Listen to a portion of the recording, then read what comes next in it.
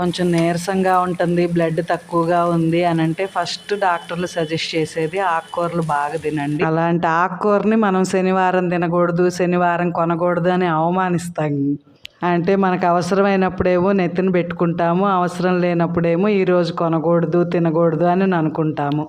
కానీ నేను అవన్నీ పట్టించుకోనండి. నేను శనివారం కూడా ఆకుకూర వండుతాను.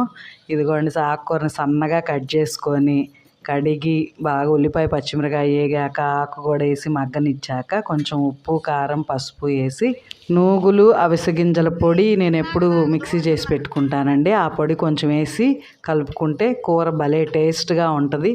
అన్నంలోకైనా బాగానే ఉంటుంది, చపాతీ పుల్కా వాటిల్లోకైనా బాగానే ఉంటుంది. మొన్న కొంచెం వానలు పడింది, చల్లగా ఉన్నాయి. కానీ మళ్ళీ 3 రోజుల నుంచి ఎండ భలే ఎక్కువగా ఉందండి. వంటగదిలో ఎక్కువసేపు ఉండాలంటే చెమటలు పోస్తున్నాయి. అందుకే నేను దోశలు పోస్తా, ఇటు ఆకుకూర కూడా చేసి పెట్టేసుకున్నాను.